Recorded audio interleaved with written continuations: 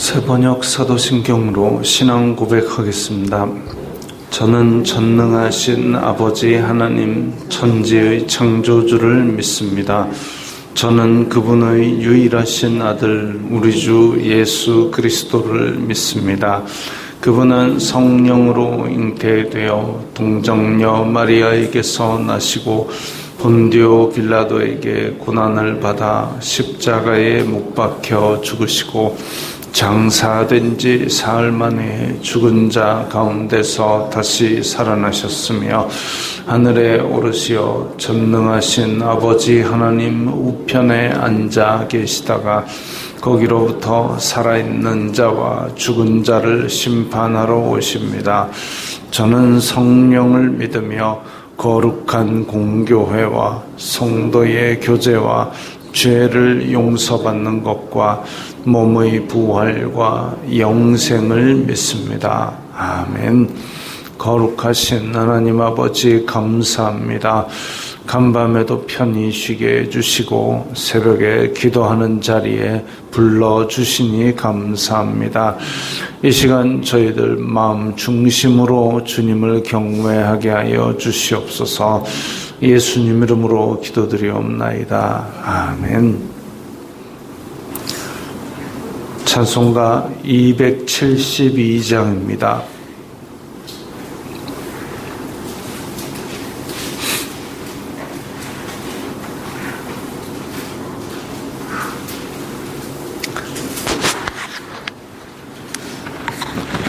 찬송가 272장입니다.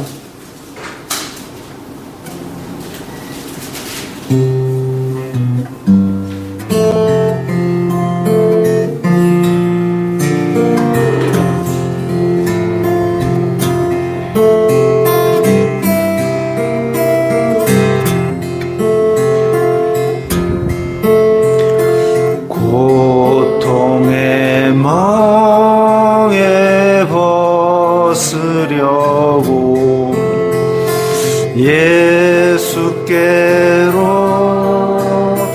나갑니다. 자유와 기쁨 베푸시는 주께로 갑니다.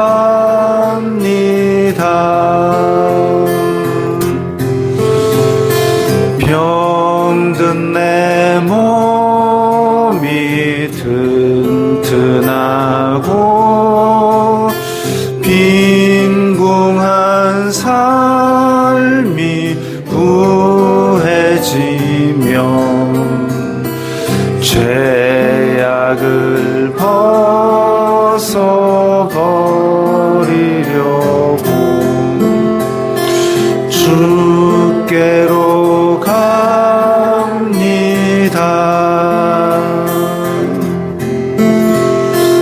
낭패와 실망 당한 뒤에 예수께로 나갑니다. 십자가 은혜 받으려고 주께로 갑니다.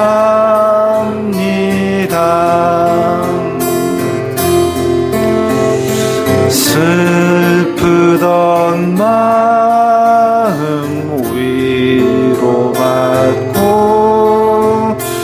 이 생의 풍파 잔잔하며 영광의 찬송 부르려고 주께로 갑니다.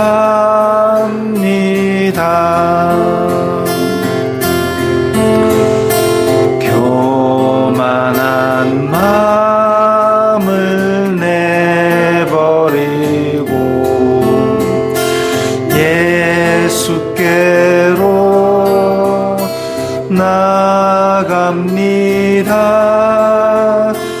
복되신 하신 말씀 따르려고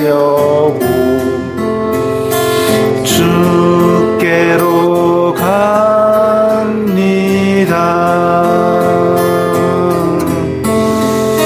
실망한 이 몸 힘을 얻고 예수의 크신 사랑 받아 하늘의 기쁨 맛보려고 주께로 갑니다.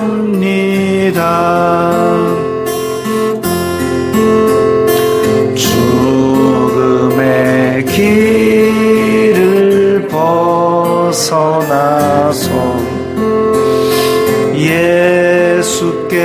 예수께로 나갑니다.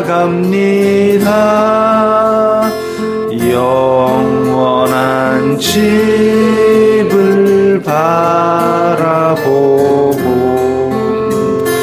주께로 갑니다.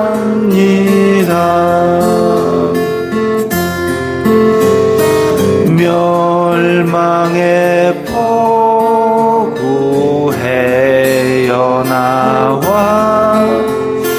평화의 나라 다다라서 영광의 주를 배우려고 주께로 갑니다.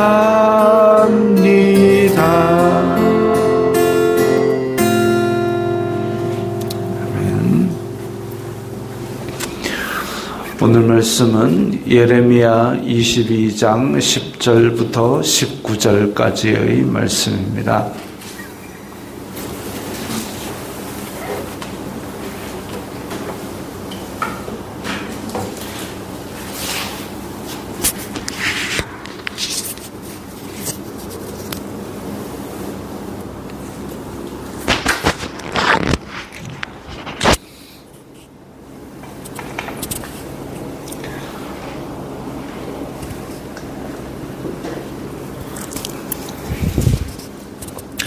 예레미야 22장 10절부터 19절까지의 말씀 함께 읽겠습니다.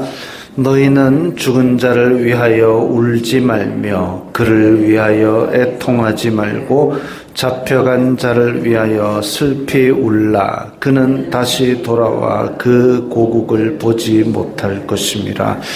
여호와께서 유다 왕 요시야의 아들 곧 그의 아버지 요시야를 이어 왕이 되었다가 이곳에서 나간 살룸에 대하여 이와 같이 말씀하시니라. 그가 이곳으로 다시 돌아오지 못하고 잡혀간 곳에서 그가 거기서 죽으리니 이 땅을 다시 보지 못하리라. 불의로 그 집을 세우며 부정하게 그 다락방을 지으며 자기의 이웃을 고용하고 그의 품삯을 주지 아니하는 자에게 화 있을진저 그가 이르기를 내가 나를 위하여 큰 집과 넓은 다락방을 지으리라 하고 자기를 위하여 창문을 만들고 그것에 백향목으로 입히고 붉은 빛으로 칠하도다. 내가 백향목을 많이 사용하여 왕이 될 수 있겠느냐?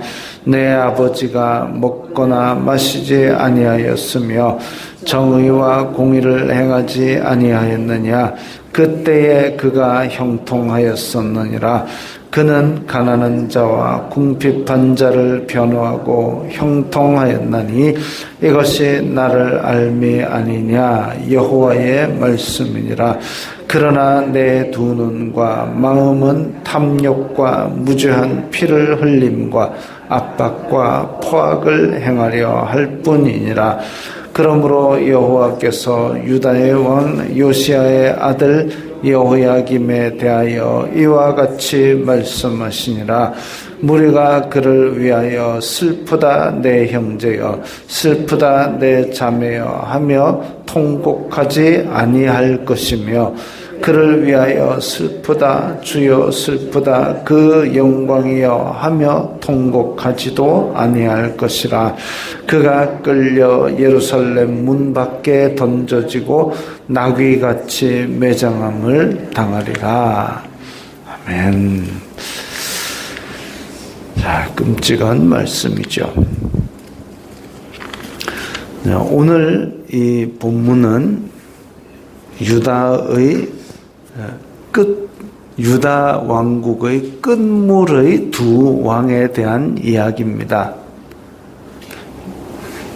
유다 왕국의 끝에 왕들이 지금 이제 히스기야의 아들 므낫세, 아몬, 요시야, 여호아스, 그 다음에 여호야김, 그리고 마지막으로 이제 시드기야 해가지고 잡혀가지고 막 눈 뽑혀가지고 잡혀가고 비참하게 그렇게 되는데, 자, 요시야의 아들 요시야는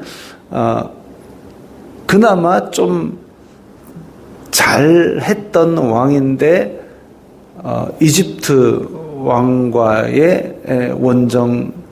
왕의 원정 전쟁에서 죽습니다. 허무하죠. 좀 왕으로서 뭔가 잘했는데도 불구하고 허무하게 죽어버립니다. 그 아들 살룸이라는 왕이 있었는데, 살룸은 재임 기간이 짧은데도 불구하고 악한 일을 남들 못지않게 했다라고 기록이 되어 있습니다. 근데 이집트의 포로로 잡혀갑니다. 왕이 이집트의 포로로 잡혀갑니다. 살룸은 왕이 되었을 때 이제 그 이름을 여호아하스라고 이름을 바꾸고, 그 다음에 그래서 이집트에서 살룸을 잡아가면서 유다의 왕을 세우는데, 살룸의 형제인 엘리야김을 여호야김이라고 이름을 바꿔가지고 왕으로 세웁니다. 그것도 참 비참한 일이죠. 나라의 왕을 나라 안에서 세우는 게 아니라 다른 나라가 내 왕 잡아가고 야 네가 왕해 해가지고 다른 사람으로 왕으로 세우고, 참 비참한 일입니다. 오늘 이야기하는 11절에 요시야를 이어 왕이 되었다가 이곳에서 나간 살룸, 자기 발로 걸어 나가고 싶어 나간 게 아니라 이집트가 잡아갔습니다. 근데 그가 이곳에서 돌아오지 못하고 거기서 죽으리라. 그 다음에 그 뒤를 이어서 왕이 된 엘리야김, 얘도 제대로 된 왕은 아닙니다. 13절, 14절에 있었던 이야기가 바로 이 엘리야김, 왕이 되고 나서 이름을 여호야김, 자기가 붙인 이름도 아니고 이집트가 붙여준 이름입니다. 야, 너는 여호야김이라고 하고 여기에 왕으로 있어. 이렇게 된 왕이, 그러면 이 나라가 힘이 없어서 이렇게 형제를 잡아가고 나에게 이름을 바꾸어가지고 왕이라고 허수아비처럼 세워놓고 이거를 통탄하는 마음으로 뭔가 백성들을 잘 다독거려서 하나로 만들어서 다시 국력을 키울 생각을 하는 게 제대로 된 왕일 텐데, 근데 뭔 짓을 했느냐? 13절에 보니까 불의로 그 집을 세우며 부정하게 다락방을 지으며 이웃을 고용하고 품삯을 주지 아니하고, 자기 집을 세우면서 왕궁을 세우면서 그 백성들을 고용해 놓고 돈을 안 줍니다. 근데 가난해서 그러느냐? 나를 위하여 큰 집과 넓은 다락방을 지으리라. 조그만 창밖에 학구방 지어가지고 나만 겨우 눕힐 집을 짓는데 돈이 없어갖고 못 준다. 이거는 이해라도 가지만 큰 집과 넓은 다락방을 지으면서 백성들한테 돈을 안 줘요. 왕이 자기를 위하여 창문을 만들고 그것에 백향목으로 입히고, 백향목으로, 그러니까 이게 레바논의 가장 좋은 목재로 인테리어를 촥 하면서 그 일을 한 백성들에게 돈을 안 줘요? 왕이? 이건 사기꾼이죠. 그런데 이런 짓을 누가 했느냐? 그 형제는 잡혀가고 자기가 이집트에 의해서 호수아비처럼 왕이 된 엘리야김, 이제 왕으로 된 이름 여호야김이라는 왕이 이 짓을 했습니다. 하나님 보시기에 어떻겠습니까? 이 심판을 받아가지고 나라 꼴이 지금 뒤숭숭해졌는데 거기에서 이런 죄를 또 짓고 앉았습니다. 하나님께서 경고하시기를 내가 백향목을 많이 써서 왕이 될 수 있겠느냐? 내 아버지가 정의와 공의를, 그러니까 요시야 왕은 정의와 공의를 행하고 그때 형통했었는데 그는 가난한 자와 궁핍한 자를 변호하고 형통하였나니 이것이 나를 알미 아니냐. 그게 하나님께서 요시야 왕이 했던 일에 대해서 칭찬을 하신 것이죠. 근데 엘리야김 네가 백향목을 많이 써서 사치와 허영을 많이 해서 왕이 될 수 있겠느냐.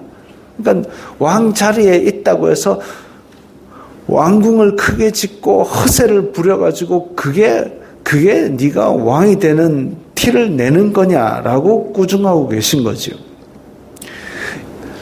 솔로몬이 당대에 뭐 화려했다, 뭐 금이 많았다라고 하지만 솔로몬이 입은 옷, 솔로몬의 밥상, 현대인에 비하면 그게 얼마나 대단하겠습니까? 그 어떤 사람이 조사를 해봤더니 조선시대 임금의 밥상보다 지금 현대인 우리가 먹는 이 음식의 양과 질이 훨씬 좋다고 합니다. 물론 뭐 수라상에 오르는 뭐 어쩌고 저쩌고 했겠죠. 그러나 음식의 양이나 질에 있어서 지금 우리 밥상이 훨씬 더 양질의 그런 수준을 제공하고 있다라고 분석을 한 것을 보았습니다. 솔로몬의 집이나 옷이나 밥상도 현대인에 비하면 그렇게 대단하지 않을지 모릅니다. 근데 지금 이 여호야김이라는 왕은 자기가 그렇게 사치를 하고 허세를 떠는 것으로 왕의 티를 내려고 하는 거죠. 그러니까 우스운 겁니다. 어쩌면 지금 우리가 생각하고 있는 무슨 반포 아크로빌 리버뷰 32평형 그것이 대단해 보일지라도 그게 아마 혹시나 1000년 뒤에 이 땅에 어떤 사람들이 산다면 야 옛날에는 한강 보이는 아파트 그걸 그래 막 뼈골 갈아가면서 평생의 꿈으로 그렇게 돈 벌어갖고 살았다. 아이고 한심한 것들 그래 안 하겠습니까? 어제 중국에 있는 어떤 사람의 분석 글을 보았습니다. 중국에 있는 젊은이들이 그러니까 베이징 시내에 외제차가 그렇게 많이 안 돌아다니고 외제차가 어디에 고가의 외제차가 어디만한가 하면 베이징 시외에 그 변두리에 그렇게 많답니다. 근데 그냥 세워 놓는데요.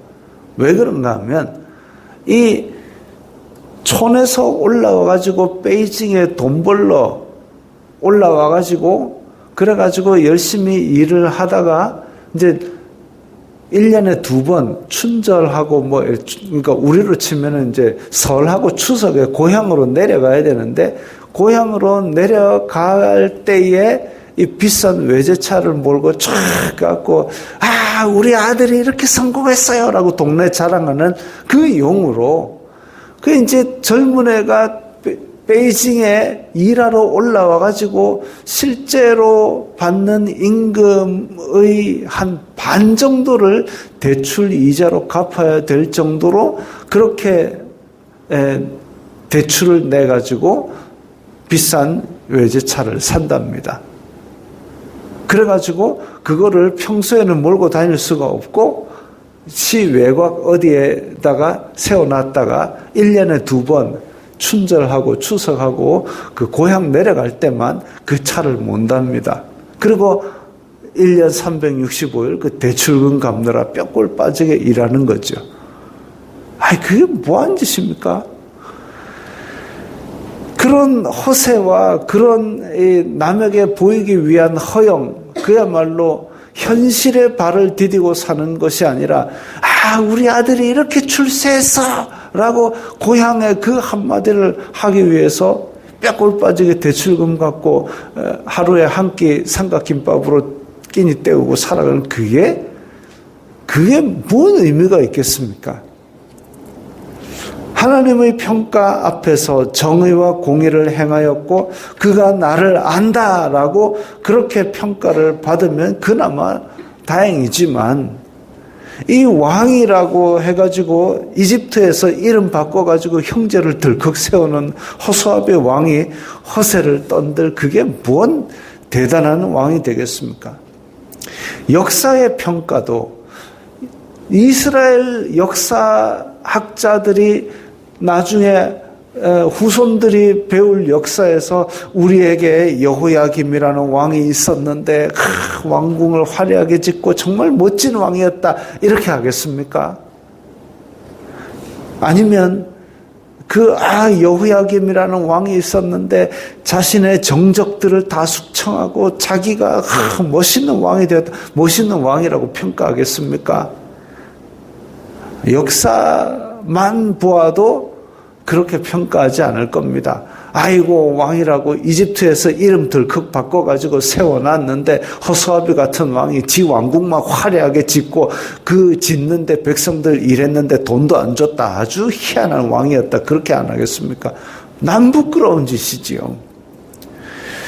지금 우리나라가 지금 총선을 앞두고 뉴스에 보면 매 정치인들 자기네들끼리 모였다 흩어졌다 싸우는 것만 방송하고 있습니다. 우리나라가 참 희한한 게 정치인들은 이 우리나라를 섬길 사람들인데 정치인을 섬기고 있어요. 그래서 나라가 지금 두 쪽으로 쪼개져 가지고 서로 정치 이야기만 하면 또 싸웁니다. 아니, 정치인들 저끼리 싸우는 거는 모른다 치지 뭐 우리끼리는 왜 싸웁니까? 이게 내 표가 어디로 갈지 몰라야 정치인들이 우리를 섬깁니다. 마치 선거 때 보면 악수하고 인사하고 90도로 절하고 다 간이라도 빼줄 것처럼 그렇게, 그게 끝까지 가야 될 정치인의 태도여야 되는데 표 받고 나면 입 싹 닫고 아주 그냥 위에 군림을 합니다. 왜? 이 많은 사람들이 정치인을 신앙으로 섬기고 있습니다. 결국은 그게 어떤 일을 만드느냐? 불의로 그 집을 세우며 부정하게 다락방을 지으며 이웃을 고용하고 품삯을 주지 아니하고 큰 집과 넓은 다락방 만들고 그런 사람을 만드는 계기가 되는 거지요. 우리나라도 심히 왜곡되고 있습니다. 또한 우리의 삶도 그렇습니다. 제가 한 번씩 신앙인 기업인이다, 멋있는 기업인인데 신앙이 근데 거기에 고용되어 있는 사람 얘기를 들어봐야 됩니다. 교회 안 다니는 사람인데도 불구하고 1시간 일찍 나와서 예배 해락한다. 월급에서 11조 떼고 준다 하더라. 그게 교회 안 다니는 사람 불러놓고 11조 떼가지고 월급을 적게 주고 일찍 나오라 했는데 그 돈도 안 주고 그러면 누가 좋아합니까? 교회 자체도 싫어하게 됩니다. 복음을 막았습니다. 그 사장이 과연 그러면 자기도 똑같은 고통을 쥐고 있을까요? 아니요. 나는 이렇게 열심히 믿는다라고 착각하고 있을지 모르겠지만 욕먹습니다. 예수님 욕먹이는 일이죠. 이웃을 고용하고 품삯을 주지 아니하는 겁니다. 큰 집과 넓은 다락방을 짓고도 욕먹는 짓입니다. 허영과 허세에 있지 아니하고 다른 사람의 시선에 있지 아니하고 하나님의 평가에 우리의 삶이 달려 있다는 것을 생각해야 될 겁니다. 우리는 발이 공중에 한 뼘 떠가지고 붕 떠서 살 것이 아니라 현실의 땅을 디디고 살아야 됩니다. 그러면서 지금 우리가 해야 될 것이 무엇인가? 정말 인간적인 어떤 남에게 보여지는 것이 아니라 하나님께서 우리를 어떻게 평가하실 것인가? 그것을 가지고 오늘 하루를 깨어서 두렵고 떨림으로 살아야 하겠습니다. 기도하겠습니다. 거룩하신 아버지 하나님 감사합니다. 저희들이 미혹 많고 또 허세 많은 이 세상 속에 살면서 오직 하나님 앞에서 우리가 어떤 삶을 살아야 될 것인가 고민하면서 두렵고 떨림으로 우리의 구원을 이루어 나가게 하여 주시옵소서. 예수님 이름으로 기도드리옵나이다. 아멘.